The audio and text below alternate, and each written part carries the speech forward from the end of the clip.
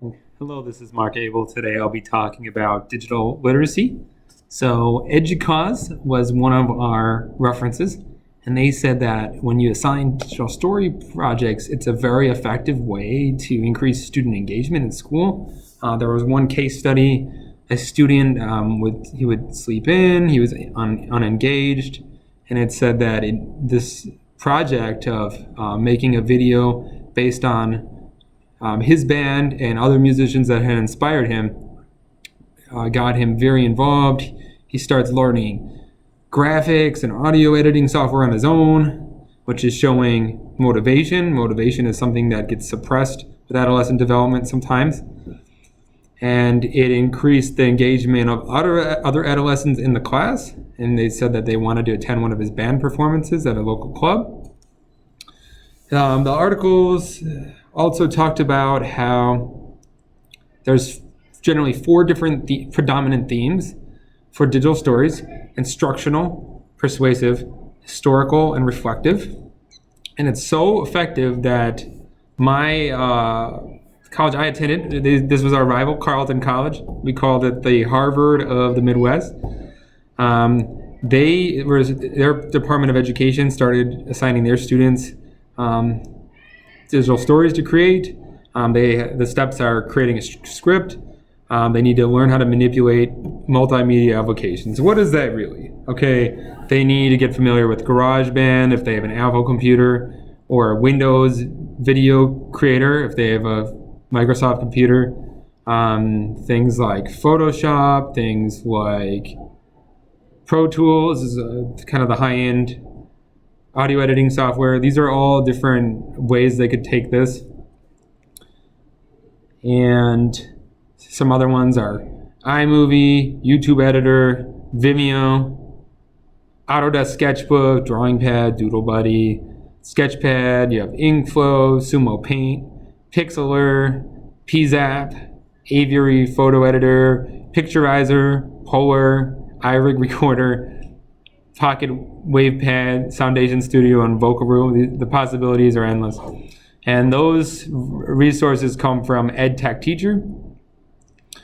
And then we have probably the most important aspect of this whole exercise is that storytelling is really what makes humans human. And that was an insight that comes from Professor Robin of University of Houston. And some of the stories that the University of Houston education websites chose to showcase were footsteps of my ancestors, the fairies of Serbia, and how did I become an Asian American. Storytelling, a uniquely human endeavor, has many elements to it: reading, writing, speaking, listening, and involves having an audience interpret semiotics. Semiotics are just $1 million word for images, sounds, graphics, signs, and codes. And most importantly, it invites both creators as well as consumers of content to have a socially meaningful role in the process of generating meaning, which is done by the creator, and interpreting and creating meaning, which is done by the consumer of media. And and to conclude, assigning students great works of literature, which I would like to do: Melville, Thoreau, Whitman, Emerson, the whole 9 yards. That's no longer enough. The schools are pushing or encouraging teachers, or whatever side of the fence you are. If you're not a technophile, they're pushing teachers. If you are a technophile, they're encouraging teachers to help students to utilize the new technologies. And so we don't have the luxury as teachers of burying our heads in the sand and no, it doesn't exist. I would argue that the adoption of proliferation of these technologies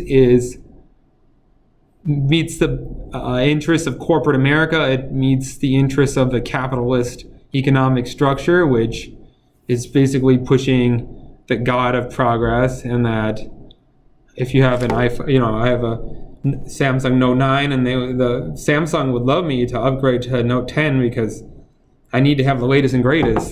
It's really, I think, my anti-consumerism and anti-capitalist tendencies make me very critical of the adoption of some of these new technologies, because are they really benefiting student engagement? Are they really benefiting student comprehension? Are they really benefiting the development of critical thinking by students? Educators like Jonathan Taylor Gatto would say they are not. Educators like Jonathan Taylor Gatto would say, put the students to work on a useful project that follows their own interests. Like, one project he assigned was students asked a newscaster to allow them to shadow them for the day and then create a cassette tape. It was a cassette tape in the 80s. They didn't have as sophisticated technology as we have today. But all in all, the student learned what it's like to be a journalist, what it's like to be a newscaster. Okay, so we have, to conclude, we don't have the luxury of burying our heads in the sand. They're going to adopt these new technologies regardless of our personal preferences. And that's Liu, Kinzer, Koiro, and Kamek research from 2004. And we've learned from research that the existence of technologies in schools is not what aids student development. That's an insight from Apple in 1995. And Gary and Graham also came to that conclusion in 2004.